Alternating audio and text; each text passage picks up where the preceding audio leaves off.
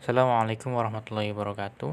Kami dari kelompok 5 akan mempresentasikan hasil proposal penelitian kualitatif kami dengan judul penelitian Problematika Orang Tua dalam Mendampingi Anak Belajar di Masa PJJ. Latar belakang. Berdasarkan Surat Edaran Kemendikbud Nomor 15 Tahun 2020 tentang pedoman penyelenggaraan belajar dari rumah dalam masa darurat penyebaran COVID-19 untuk mengurangi resiko penyebaran virus corona, sehingga sistem pembelajaran menjadi online. Akibat sarana dan prasarana sekolah yang belum memadai dalam pembelajaran jarak jauh, maka peran orang tua sangat berpengaruh dalam mendampingi anak belajar di masa pandemi. Banyak problematika yang dihadapi orang tua dalam mendampingi pembelajaran jarak jauh. Kendala yang dihadapi orang tua antara lain kurangnya pemahaman orang tua dalam menggunakan teknologi digital, kurangnya pemahaman materi pembelajaran, kesulitan orang tua dalam memanajemen waktu, serta kendala internet dalam masa pembelajaran jarak jauh. Kemudian siswa banyak yang mengalami stres, sedih, bosan, dan jenuh pada saat pembelajaran daring. Berdasarkan paparan tersebut, maka penulis ingin melakukan penelitian yang berjudul Problematika Orang Tua dalam Mendampingi Anak Belajar di Masa PJJ. Identifikasi masalah. Berdasarkan latar belakang yang ada, dapat diidentifikasi masalah-masalah sebagai berikut. 1. Keterbatasan waktu yang dimiliki pendidik dalam melakukan pembelajaran jarak jauh. 2. Kurangnya saran dan prasarana dari sekolah untuk pendidik dalam melakukan proses pembelajaran jarak jauh. Yang ketiga, peran orang tua dalam mendampingi anak belajar di masa pembelajaran jarak jauh. Yang keempat, kendala yang dimiliki orang tua saat mendampingi anak belajar di masa pembelajaran jarak jauh. Yang kelima, yaitu kurangnya pemahaman orang tua terkait teknologi yang digunakan di masa pembelajaran jarak jauh. Pembatasan masalah. Dari beberapa identifikasi masalah yang ada, dalam penelitian ini penulis membatasi masalahnya pada problematika orang tua dalam menghadapi anak belajar di masa pembelajaran jarak jauh atau PJJ. Dengan fokus penelitian untuk menganalisis dan mendeskripsikan masalah-masalah yang dihadapi orang tua dalam menghadapi anak belajar di masa PJJ. Penelitian ini dibatasi pada orang tua yang mendampingi anak belajar pada jenjang sekolah dasar, khususnya orang tua kelas 2 SD. Rumusan masalah. Dalam penelitian ini terdapat 3 rumusan masalah. Yang pertama, bagaimana peran orang tua dalam mendampingi anak belajar di masa PJJ. Yang kedua, apa saja problematika yang dihadapi orang tua dalam mendampingi anak belajar di masa PJJ. Yang ketiga, apa saja menjadi faktor penyebab problematika yang dihadapi orang tua dalam mendampingi anak belajar di masa PJJ. Tujuan penelitian. Berdasarkan rumusan masalah penelitian di atas, maka tujuan dilakukannya penelitian ini adalah untuk mengetahui 1. Mengetahui peran orang tua dalam mendampingi anak belajar di masa pembelajaran jarak jauh. Yang kedua, mengetahui problematika yang dihadapi orang tua dalam mendampingi anak belajar di masa pembelajaran jarak jauh. Yang ketiga, yaitu mengetahui penyebab problematika yang dihadapi orang tua dalam mendampingi anak belajar di masa pembelajaran jarak jauh. Manfaat penelitian. Yang pertama yaitu manfaat teoritis. Diharapkan dapat menambahkan ilmu pengetahuan dan wawasan tentang problematika orang tua dalam mendampingi anak belajar di masa pembelajaran jarak jauh. Yang kedua yaitu manfaat praktis.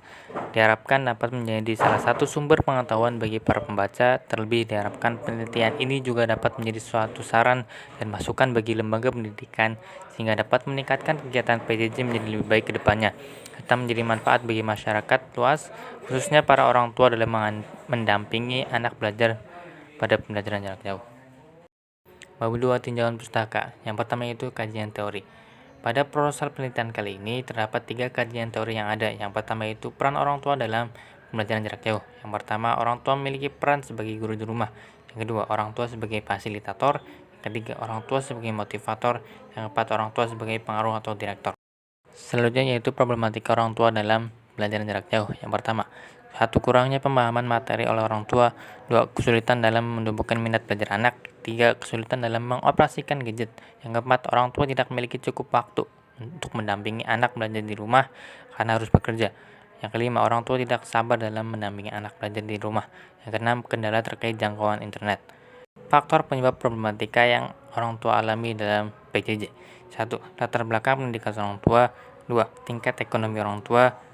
3. Jenis pekerjaan orang tua. 4. Waktu yang tersedia. Yang terakhir yaitu 5. Jumlah anggota keluarga.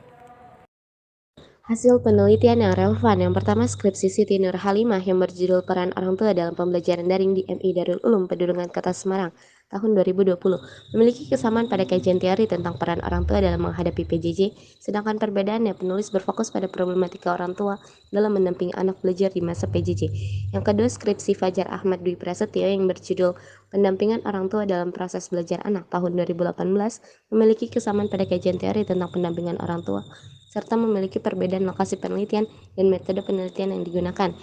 Yang ketiga ada jurnal penelitian yang ditulis Anita dan Yulia yang berjudul Analisis Kendala Orang Tua dalam Mendampingi Anak Belajar di Rumah pada Masa Pandemi COVID-19 tahun 2021. Kesamaannya pada kendala orang tua dalam menghadapi anak belajar, serta perbedaan penulis hanya mengkaji problematika orang tua dalam mendampingi anak belajar di masa PJJ.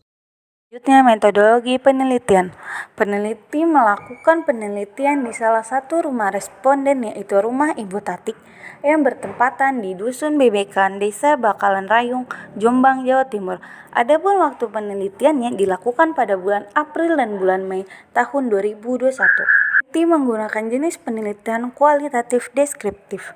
Pada penelitian jenis kualitatif deskriptif, peneliti melakukan observasi dan wawancara dengan salah satu narasumber yang bersangkutan. Adapun prosedur pengumpulan data, peneliti menggunakan dua sumber. Yang pertama, sumber data primer dan yang kedua sumber data sekunder. Sumber data sekunder merupakan sumber data tambahan yang diperoleh peneliti melalui buku dan jurnal. Untuk melakukan pemeriksaan pengecekan keabsahan data, peneliti memakai uji kredibilitas. Teknik-teknik yang digunakan, pertama, triangulasi. Triangulasi tersebut terbagi menjadi 3, yaitu triangulasi sumber, triangulasi teknik pengumpulan data, dan triangulasi waktu. 2. Analisis data. Analisis data juga merupakan tahapan-tahapan atau proses. Pun tahapannya yaitu redaksi data, penyajian atau display data, dan kesimpulan atau verifikasi. Mungkin itu saja penjelasan dari kelompok kami. Mohon maaf atas segala kekurangan. Assalamualaikum warahmatullahi wabarakatuh.